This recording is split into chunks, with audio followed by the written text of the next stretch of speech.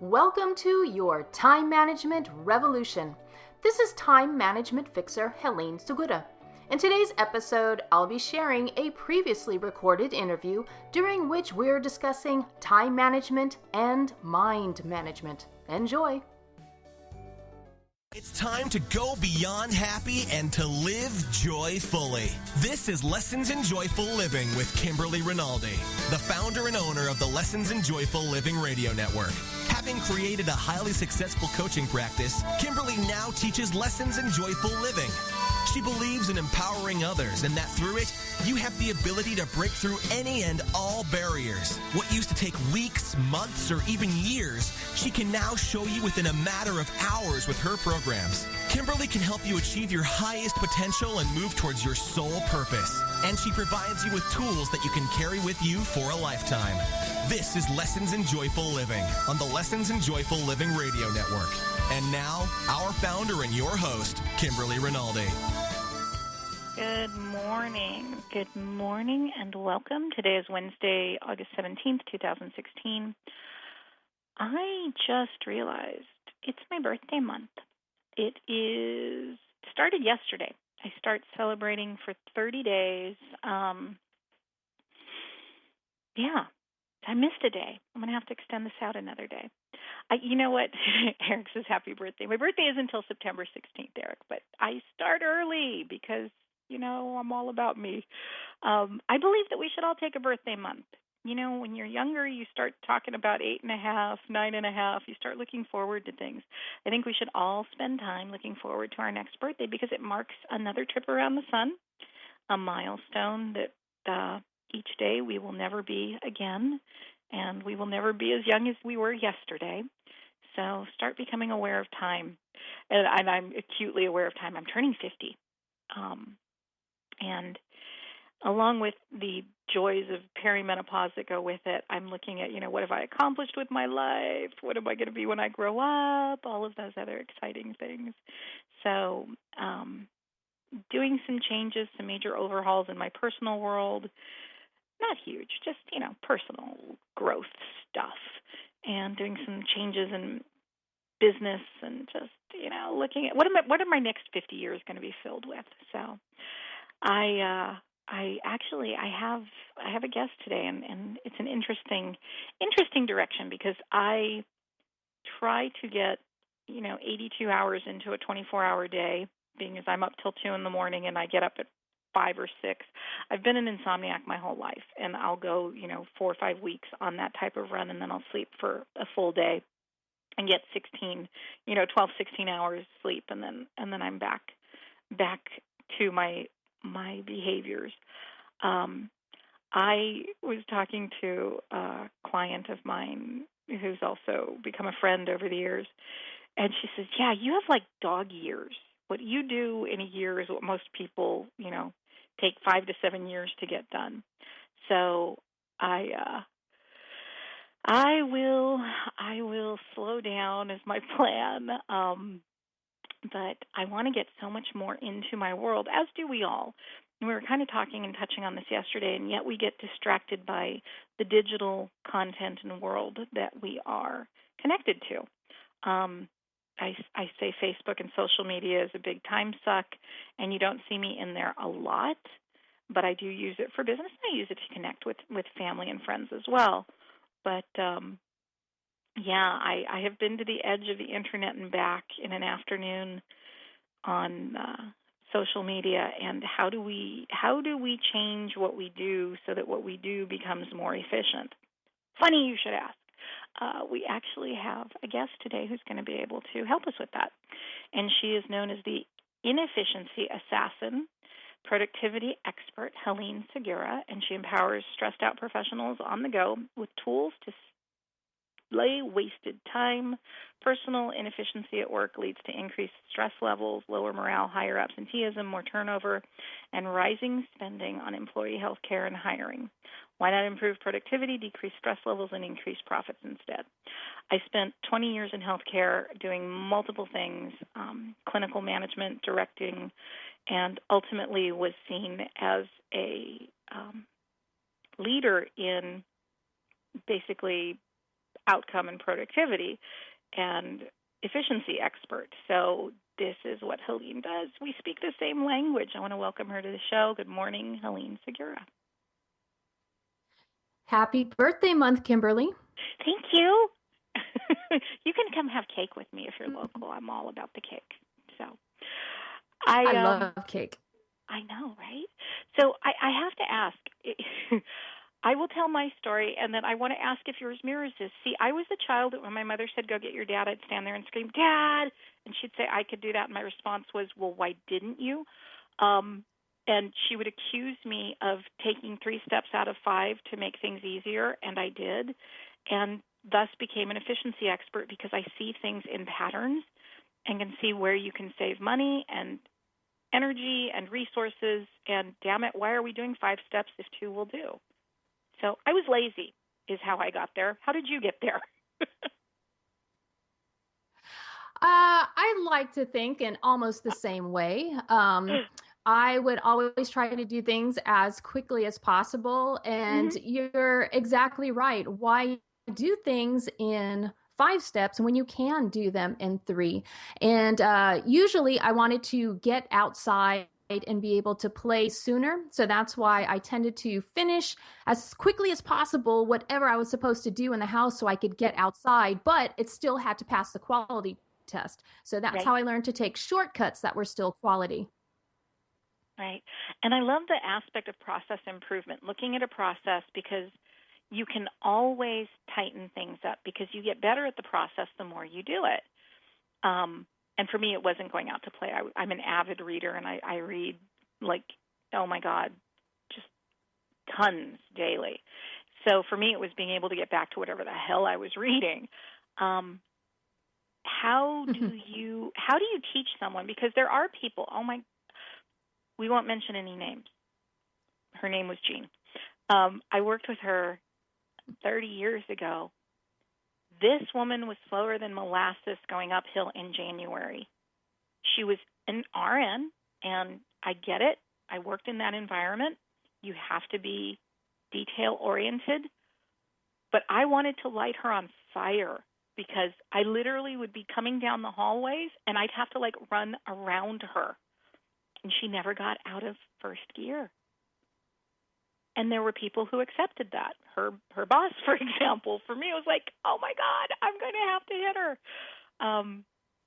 How when you are, I'm going to say, biochemically inclined to one direction, genetically inclined to one direction, how do you light a fire under your own butt?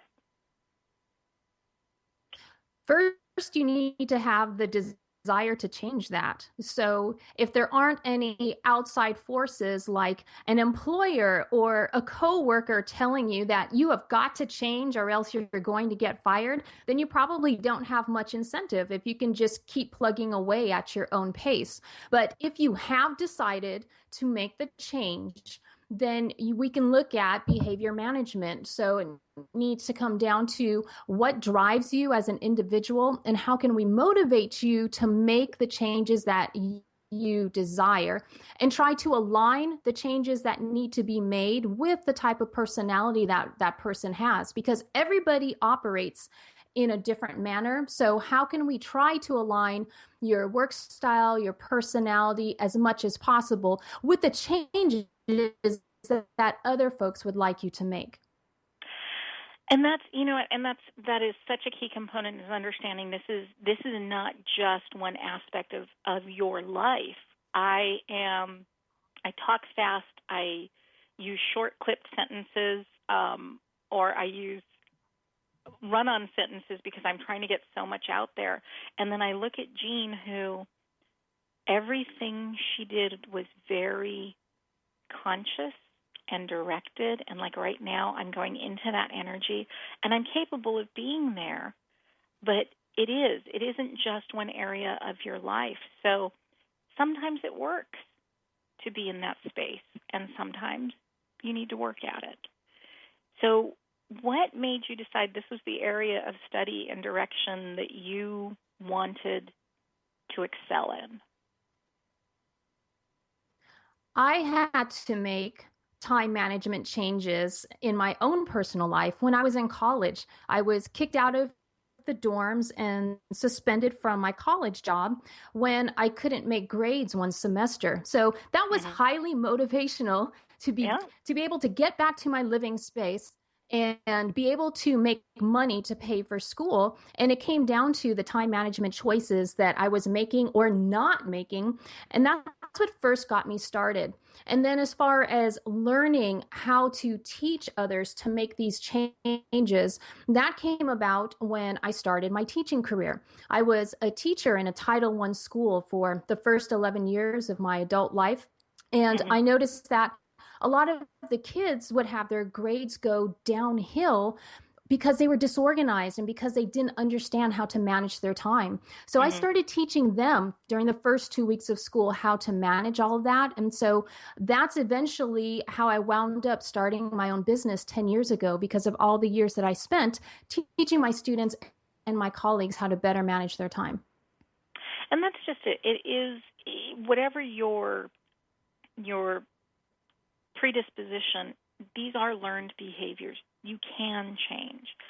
I share a story, 15, 18 years ago. I was working with a client in his 60s, and it was funny to me, but this was a grown adult, very successful director within a federal system who looked at me and said, "It never occurred to me that I could change."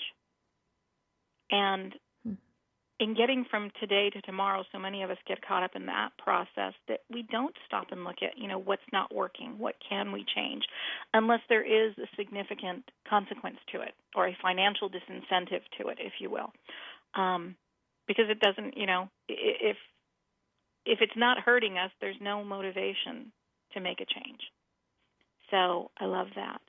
We are going to go into our first break in a couple of minutes.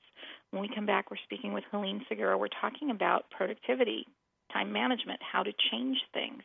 I have to ask, Helene, what is the biggest, before we go into break, what is the biggest time suck that you see us as a culture getting caught up in? We start off our day not knowing what we want our focus to be. And because of that, we just end up spinning our wheels and going in random directions. I love it. We're going to talk more about that when we come back from break. If you haven't joined me, go to KimberlyRinaldi.com, find out where I am, what I'm doing, when I'm doing it. I'd love to have you join me there. You're going to get 365 lessons in joyful living delivered to your inbox. Join me back here in a moment. Having overcome tremendous obstacles herself, she believes happiness is overrated. She calls upon you to live joyfully. This is Lessons in Joyful Living, and Kimberly will be right back after these on the Lessons in Joyful Living Radio Network. It's words you never heard. There are more cats in U.S. households than any other pet. Most allurophiles or cat owners know that unlike dogs, taking Kitty for a ride in the car isn't any fun. I mean, you never see a cat hanging its head out the window, enjoying the breeze. Today's domestic cat is descended from a small Mideastern wildcat. A group of kittens is called a Kindle, and a group of adult cats is a clouder. What's the word for those dust balls composed entirely of cat hair? Fluffernuggins. Personally, I like pigs better than either cats or dogs. Dogs are subservient and look up to man. Cats are aloof and look down on man. A pig, however, will look you in the eye and see as equal. It's words you never heard. I'm Carolyn Davidson, and you can have fun challenging your words you never heard vocabulary with my free app, Too Funny for Words. Being in a bad marriage or relationship can make your life miserable. But staying in a bad marriage or relationship is not only miserable, but it should be unacceptable. Join relationship coach Lindsay Ellison each week for her new show, Start Over, Find Happiness, where she gives expert advice on all things divorce and breaking up. Dating after divorce, good sex, bad sex, the importance of self-love, setting boundaries, how to find love again, loving toxic partners, as well as Lindsay's own journey of divorce and rediscovery that has inspired millions of women around the world. You can also sign up for her coaching program, Thrive, which helps anyone navigate through the disparity of breaking up and starting a new journey. Join Lindsay Ellison every Monday, 2 p.m. Eastern, 11 a.m. Pacific on the Lessons in Joyful Living Radio Network. Go to lindsayellison.com for more information. Welcome back to Lessons in Joyful Living, teaching you how to truly stand in a place of peace, joy, and abundance, and know that it's calling for each and every one of us. This is what drives Kimberly to live what she teaches and to share her success and passion for helping others to help themselves. So let's get back to the show. This is Lessons in Joyful Living on the Lessons in Joyful Living Radio Network. And now, here again is our founder and your host, Kimberly Rinaldi. Good morning, and welcome back. And this morning we are speaking with Helene Segura and talking about productivity, time management. As you were saying, it's the whole being prepared concept. What is that? If you fail to plan, you plan to fail belief system. And I see that in so many different ways, and it's from, children to parenting to entrepreneurs. You have to have a game plan. If you don't know where you're going, you're right. You're just going to be a bumpy little ducky paddling around in the pond. How do you recommend people create that mindset? Do we do it the night before? Do we do it the morning of? And then what do we do with all the leftover crap that doesn't get done on the list? I highly recommend that you do this at the end of the day. And the primary reason why is because so many of my clients have sleep issues. And you mentioned insomnia earlier. And there is medically caused insomnia. But some insomnia is caused by all of what I call the brain constipation that we have, all of this crap floating around in our minds, and we can't sleep. We toss and turn because we've got so much spinning around up there. So that's why I recommend that at the end of each day, you do a mind liberation. Either in your digital device or on a sheet of paper, just get out everything that's in your head, your worries, your dreams, the great things that happened, all the stuff that you still need to do, just empty it out. And then from that list, you want to choose the top 3 most important things that you need to get done the next day in order to avoid a world of hurt, and get that scheduled into your calendar. And when you wake up the next day, you know exactly what you need to focus on because you've already planned that. And if anybody throws a wrench into the plans, if you have to put out fires, or if this wonderful opportunity lands in your lap and takes you away from what you're doing, it's so much easier to get refocused if you know what your original focus was for the day. And I'm a big believer in the list. And as is Mr. Rinaldi, we both run multiple businesses, as well as having a social life and marriage and family and other commitments that we have to each other. I'm a lot more flexible on the list because I look at things as a continuum. Bless his heart, and this has been a source of humor and amusement to me. In the days when I have availability to help him with his list, I'll say, hey, do you need me to run some errands? He'll give me 3 or 4 things. And then as he's handing over the sacred list, looking me in the eye, oh so pleadingly and saying, can you please do them in order? I think, yeah, I'm going to do number 4 first, and then number 2, and then number 1. Just because I like that. But if I tell him that, I watch him physically just lock down. It drives him nuts. So I love that you say when another opportunity arises or you have to be flexible. You have to learn to be flexible. And the difference is, and again, I love Mr. Rinaldi, and we talk about this openly. If he's on number 2 for the day and something comes up, it throws him for the rest of the day. He can't get back to number 3 because the thing was not on the list. You've got to learn some flexibility. So have a plan, but Yes. it is a balance, right? Exactly. I always preach that you need to implement structure and flow because exactly as you said, if you try to go in this exact order of the list that you've made, then you'll get completely thrown off track if anything different happens. So it's very important that you do have that flexibility.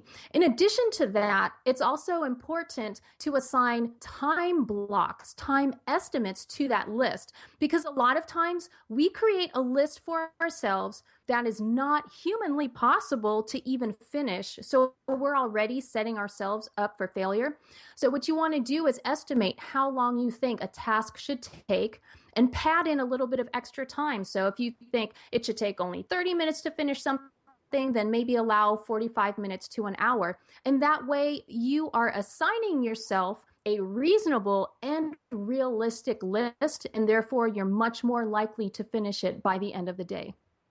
I like that, and I like that you incorporate the idea of putting a time frame on it. That is imperative to goal setting, is having a defined time frame. Otherwise, it's just kind of open to whenever. The subconscious really does work around how you define what it is you're doing. What do you do with the chronic mover of list to tomorrow person? How do you get them, other than just throw your hands in the air and walk away from them, how do you deal with them? Well, one important mindset to have is that the day you have zero to-do lists is the day that you no longer matter on this earth. Because if you have a full life and if you have a successful career, you will never, ever, ever have an empty to-do list. So it's okay that you have things on the list. And then as far as preventing carryover from your single day list, if we go back to those time blocks, if you are realistically planning out your day, you're allowing room in your schedule to put out those fires or face those opportunities. You don't schedule your day minute to minute to minute. When you allow that kind of time flexibility, then you will have fewer and fewer carryovers to the next day. I love that. And I have a fabulous pad, and I'm looking at it right now, and it's my to-do list. And one column is do it now, the other column is do it later. So the ability to create a hierarchy of importance, I think, is helpful as well, because there are things that I would put in the do now column that, frankly, they're not critical. I need to discern, okay, yeah, I don't need to get my car washed today. I need to get it washed before the next time somebody sees it, which I work from home. That could be another week. So, it's you've got to start discerning where your priorities are. That can be hard too. It can, and especially if you're trying to measure up to the different quadrants that you might see posted out there, and people are worried about, is it urgent and important or not urgent but important? And that can get really confusing. So if you just ask yourself a couple of simple questions, that will help you prioritize. Question number one is, what do I need to get done so I will not be in a world of hurt? And if you answer that question, then that takes care of getting the car washed, because you won't be in a world of hurt if you don't get it washed today, but something else might need to be done so you can avoid that. Then once you start operating out of that kind of dog paddling phase, when you start getting a little more ahead, then the next question you can ask yourself is, what do I need to get done so things just flow fairly smoothly today, so you don't have too many glitches? And then once you start operating in that mode for a while, then you can start asking yourself, what can I do tomorrow to get ahead? So it's this gradual process of looking at your priorities. So after a month or two of putting this in place and you're getting used to managing your time better, you no longer operate from that frazzled state. Instead, you're looking at the status quo or getting ahead. And I'm going into astrology. I'm a Virgo. I love lists. I will do shit just to put it on the list so I can cross it out. that's that's who I am.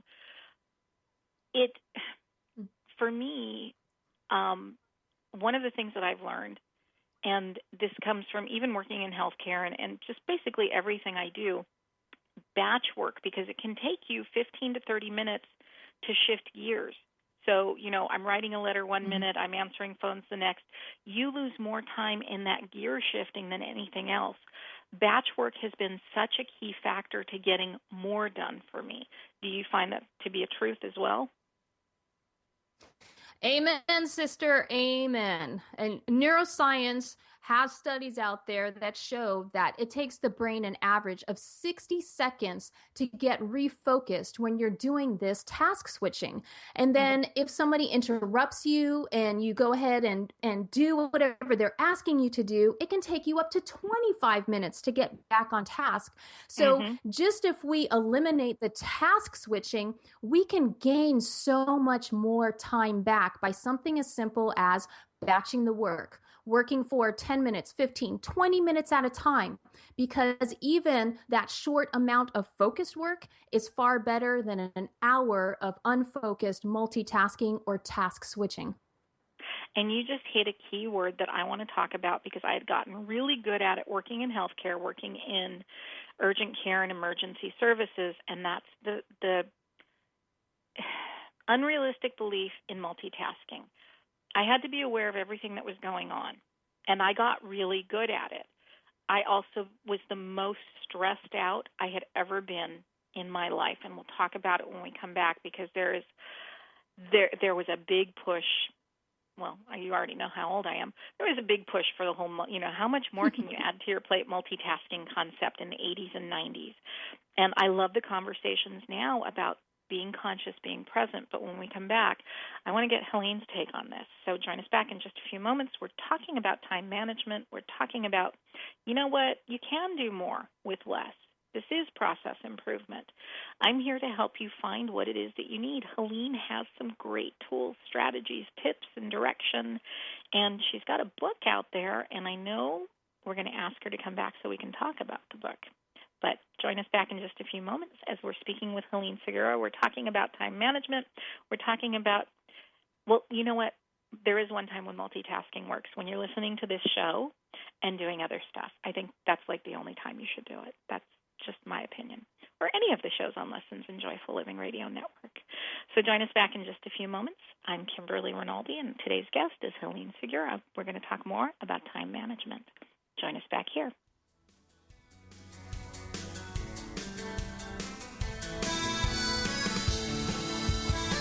Having overcome tremendous obstacles herself, she believes happiness is overrated. She calls upon you to live joyfully. This is Lessons in Joyful Living, and Kimberly will be right back after these on the Lessons in Joyful Living Radio Network.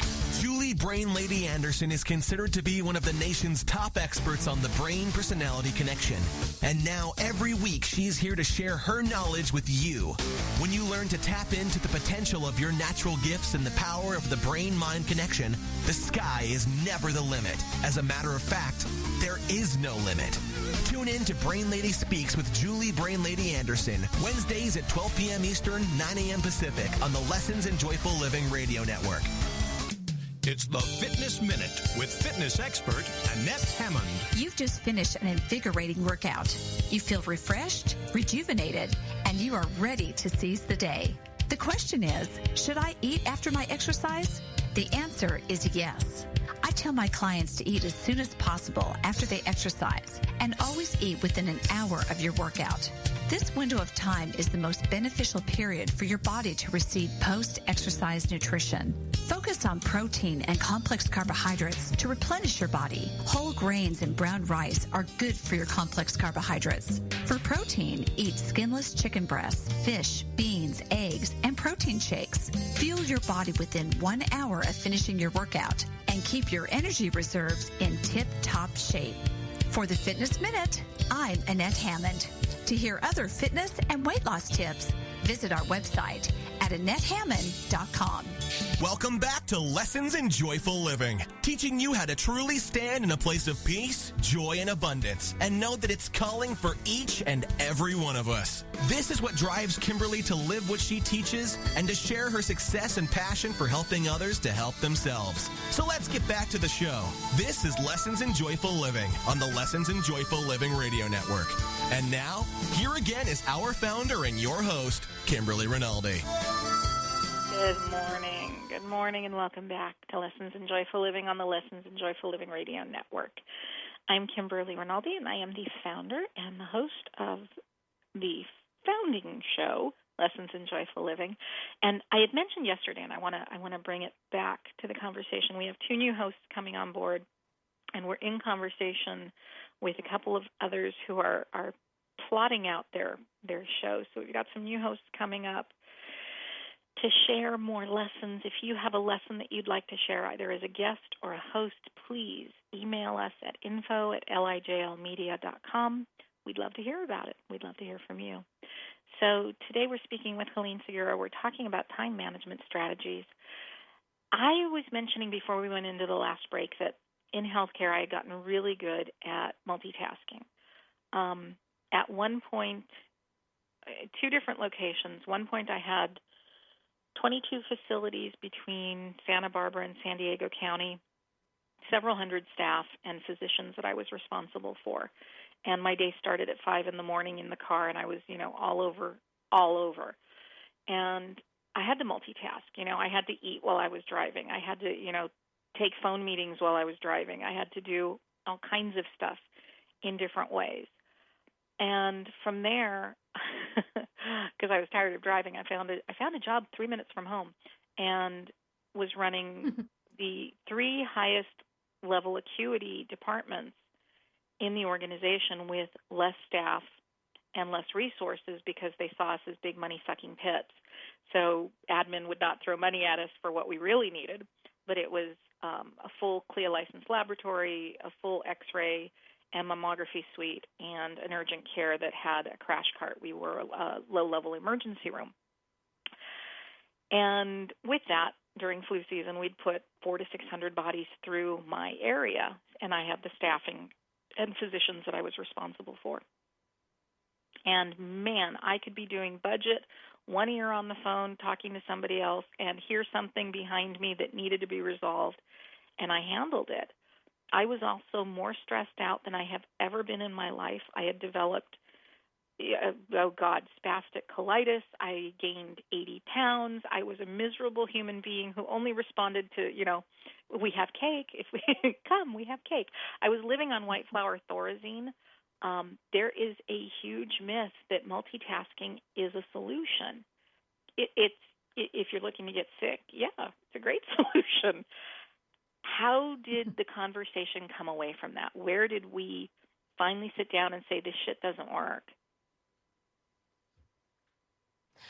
Thanks to scientists, because whenever there are theories or hypotheses that are put out there into the public, chances are there's some kind of scientist out there who wants to test that. So in the late 80s and going into the 90s, when the term multitasking was going full force, and that's the term you had to have on your resumes and you needed to have it on your job applications, you had to be a good multitasker. Several years after that, scientists started testing this. Well, can humans multitask? And what they've been finding in the research over the last 10 years is that computers can multitask, but humans cannot. And the definition of multitask is doing 2 high brain functions at one time. So when you mentioned that you were eating while you're driving, although, technically we should not condone doing anything else while we're driving, eating is not a high brain function. For you. So, right. And so technically you're not multitasking because that's a low brain function of eating while you're driving. However, when you are trying to do those budgets while you're talking to somebody else in back of you, that is the multitasking part, because both of those are higher brain functions. And that's why you are really feeling your stress levels rising.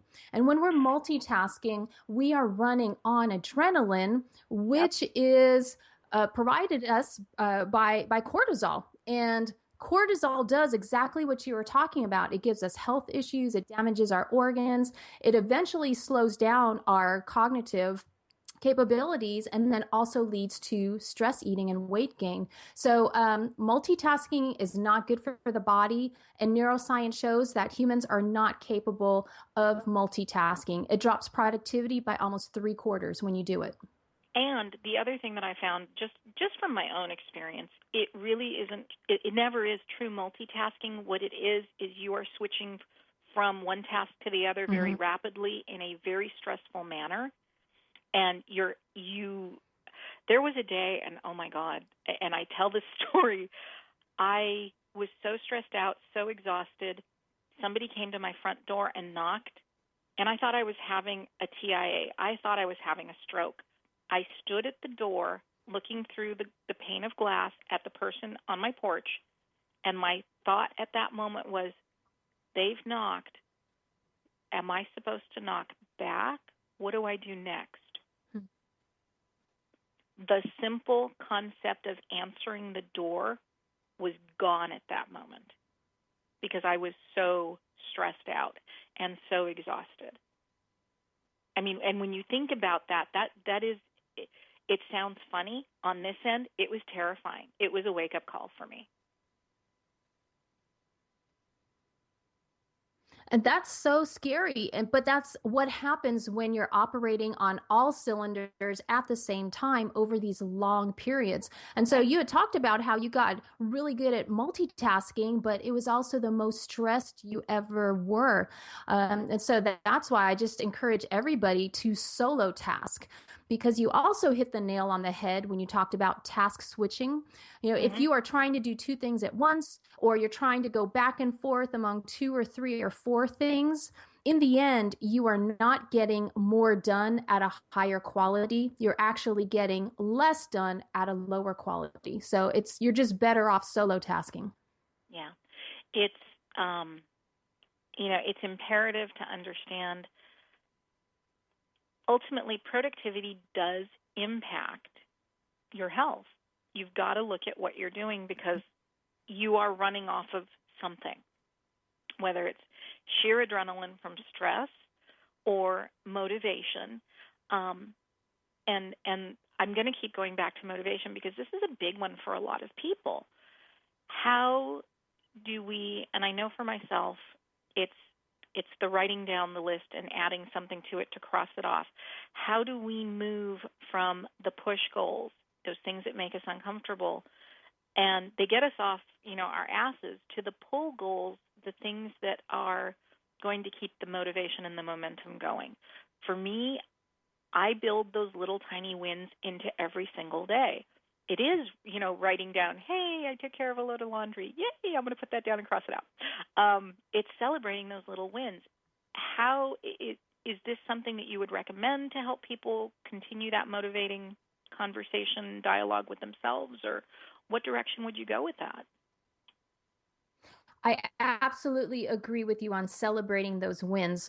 One of the techniques that I have my clients do before they do their mind liberation and get everything out of their heads, I have them take a few moments just to be grateful for all the good things that happened during the day and to give themselves a pat on the back for everything they did right. Because unfortunately, and especially with women, we tend to first look at everything we didn't do.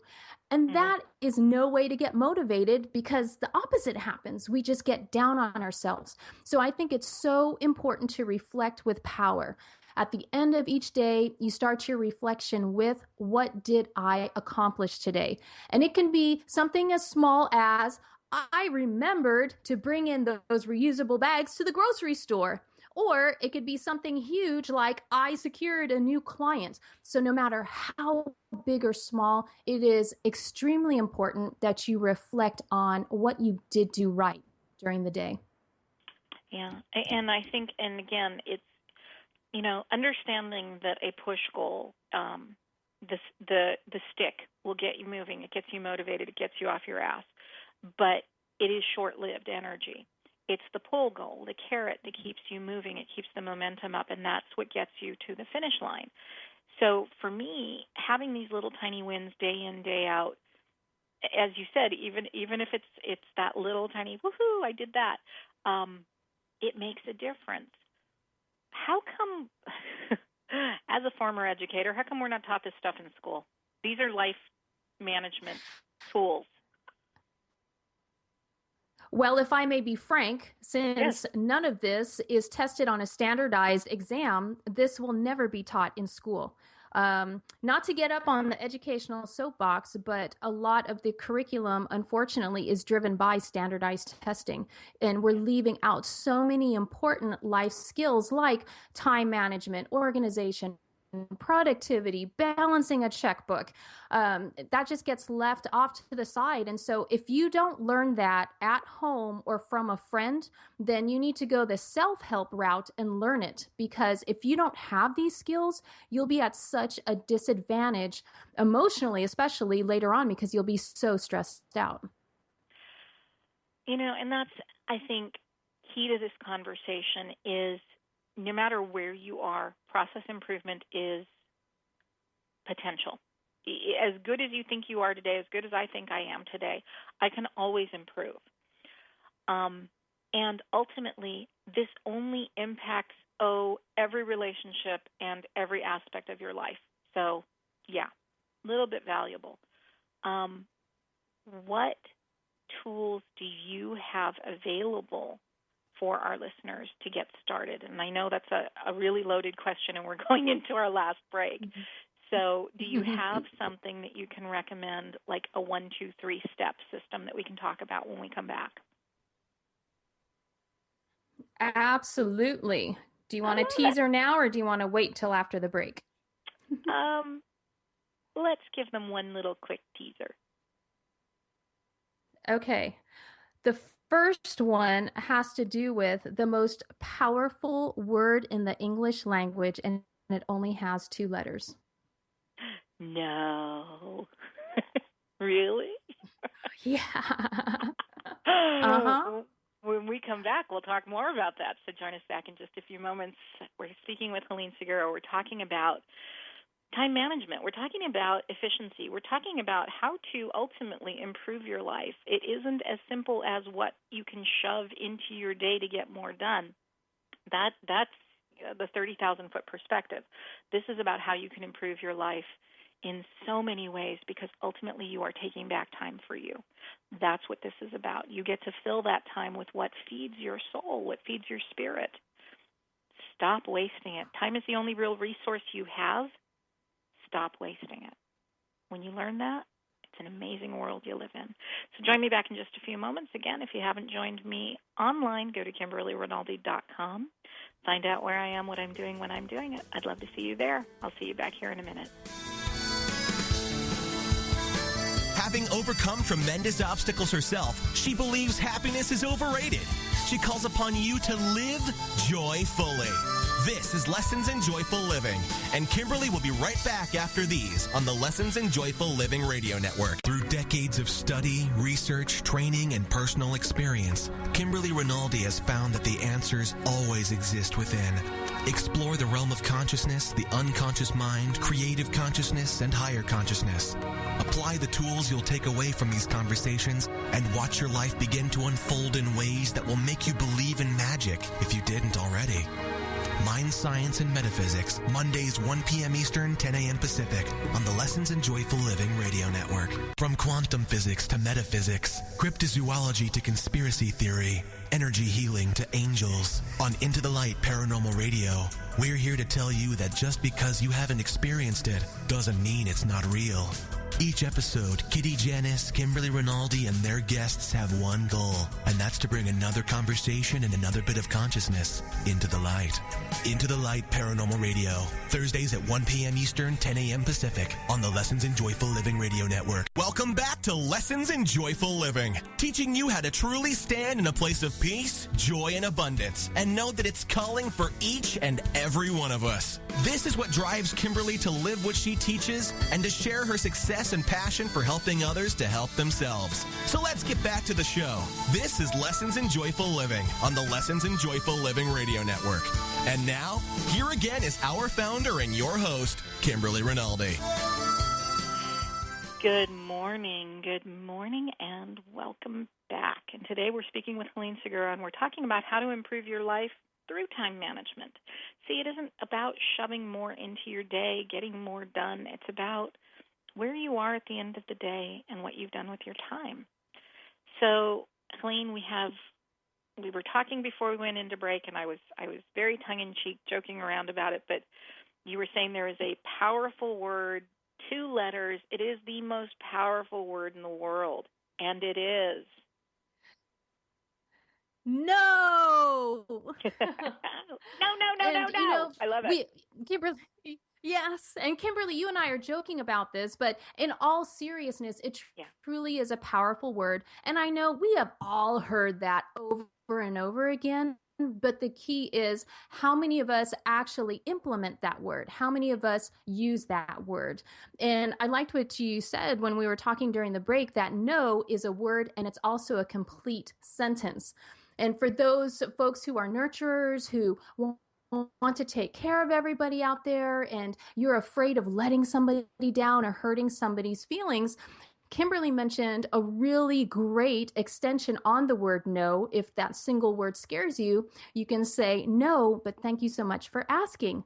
And she and I were talking about how that just deflates any kind of situation, because somebody can't come back and say, oh, you're so rude.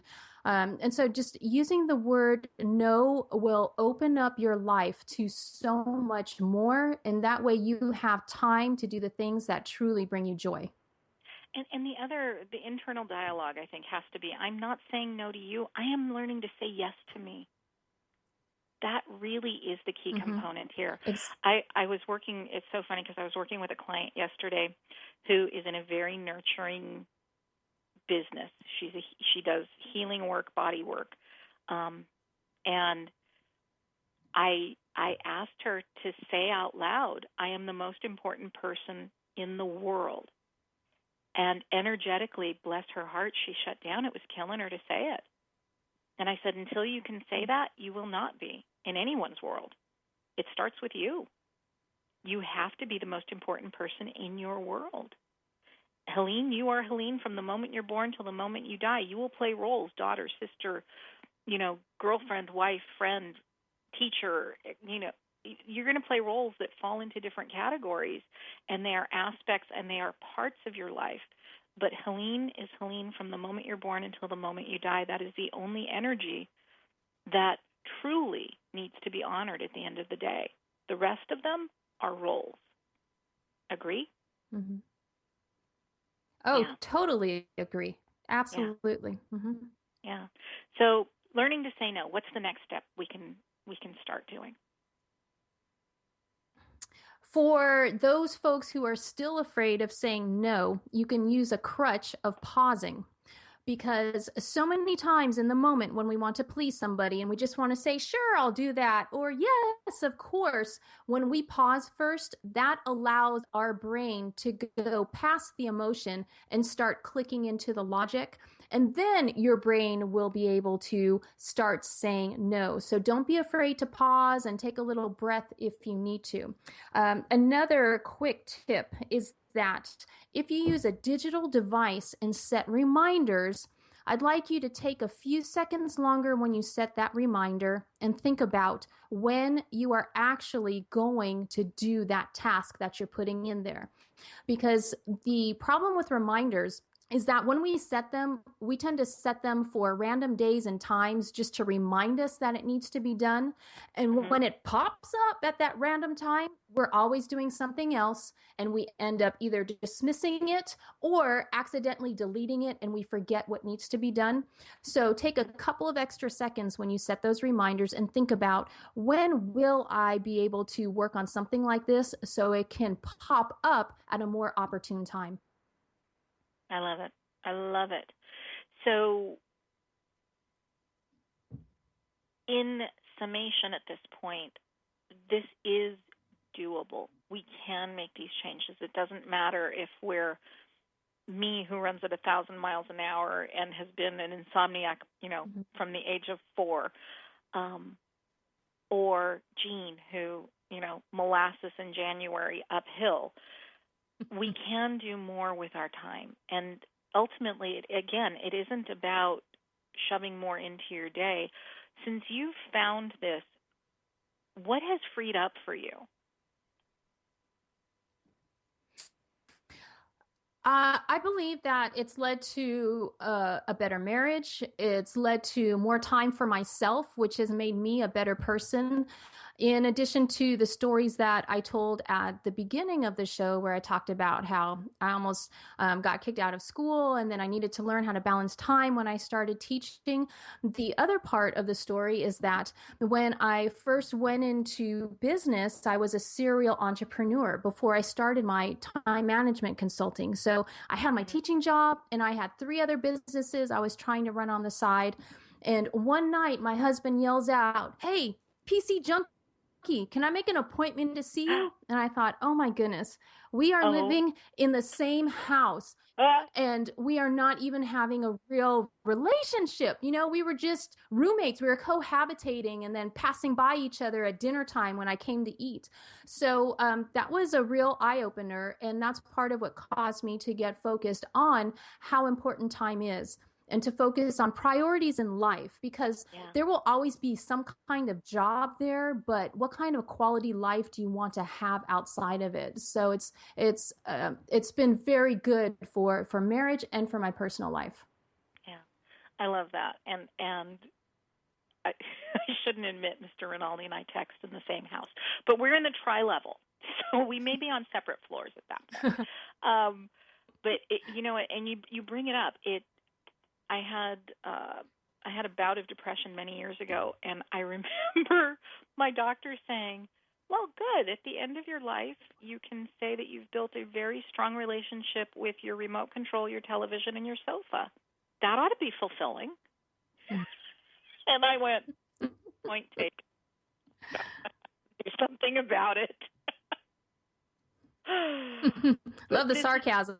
Yeah, I mean, that works for me. This is where you get to look at your life and look at what is not working, and understand that, again, you can make more money. You can, buy a new house. You can do all these things.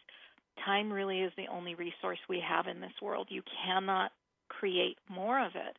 And when you really, truly get that at its core value, you really start to discern where you're going to spend your time. I don't spend my time on things that are not pleasing to me. That doesn't mean that I don't do the things I don't want to do. There are things that are not pleasant, but they are pleasing to me in that they are building something or they are resolving something. So, I love that you identified that. Where do you think we're going with all this digital distraction that we have in the world? Do you think we're starting to step away from it, like we did with the fallacy of multitasking, or do you think we're still so enmeshed that we need to crash a little bit more before we make changes? I think there's going to be a little more crashing before there are changes. However, I am already seeing a bit of a turnaround with some people, because I am meeting more people who are willing to shut off the notifications on their phones, who are willing to turn off their phones for longer. And I've even met a couple of people who got rid of their phones because they're rebelling against all this connection that's going on in the world. And ironically, they feel more connected than ever because because they are no longer addicted to their devices. But I think it's going to take several more years before the rest of society starts feeling that way. I have to tell you, I took a picture and posted it on social media. I was away on vacation, and I was in the bed in the hotel room with the laptop, the iPad, 2 cell phones, and a Kindle. And that's what I was calling a vacation. But I am the consummate researcher and student, so I love the digital connection for the ability to research at my fingertips when I'm doing it. That being said, I have a client phone number for my private clients. None of my ringers are turned on any of my phones. None of the notifications are turned on. They are checked at specific intervals. I will check in. I respond as needed. So while I have the digital leash, it doesn't have a choke chain on it, is what I like to say. Excellent. And that's the way to operate, because you are not allowing that device to dictate your day. You are using it as it's supposed to be used, and that's as a tool. Right. So I want to thank you, Helene. And I know I alluded to it earlier, but you have a book that's come out. I want to bring you back so we can talk about the book. Are you open to doing that? Oh, absolutely. Anytime. Fabulous. And I know the book, oh, criminy. Give us the book title. I know I was saying it earlier, and I've lost my notes here. The book is called The Inefficiency Assassin, Time Management Tactics for Working Smarter, Not Longer. Love it. And when was that published? When did it come out? It just came out in April, so it's only been out a few months. Fantastic. And we can find it on Amazon, and we're definitely going to have you back. I'll talk to you after the show. We'll get this scheduled, because I want to come back and talk about the book specifically. And I want to thank you for joining me today, and I look forward to our next conversation. Thanks, Kimberly, and enjoy your birthday month. I am. Thank you. And thank you for joining us today on Lessons in Joyful Living on the Lessons in Joyful Living Radio Network. Go out and do good things for you today. Put yourself in the center of your universe. That is what you are here for. We are giving you 101 different ways to do it, at least. You are the most important person in your world. You have to be. You teach the universe how to treat you. It will rise up and meet you at whatever energy that you put out there. And this isn't woo-woo. This is how the creative consciousness works. This is the biochemistry of your brain. This is energy. This is whatever you want to talk about. If you want to embrace the woo with me, then go for it. Then that's what it is. But the bottom line is you need to be the most important person in your world, because you are the longest relationship you'll ever have. So go out and do good things for you today. Make today about you. I'm taking a birthday month. I suggest you start doing it too. You can join me in my birthday month too. Have 2. I'm good with that. I'll join you in yours. Take care of yourself. Come back. Join us tomorrow on Lessons in Joyful Living. Check out our other hosts. We've got great hosts sharing great information, great tools, great guests. And when you find your lesson in joyful living, that thing that you're here to do, remember that finding it is half of your path. Sharing it is the other half, and that's why I'm here sharing our lessons, and that's how the show and the program and the station all got founded, on that belief that these lessons are valuable. Help someone else not have to do the heavy lifting in their life. If you're interested in sharing your lesson, again, email info@lijlmedia.com. or give us a call, 888-916-4569. Again, 888-916-4569. We look forward to hearing from you. We look forward to seeing you back here tomorrow. And make it a good day. Thanks.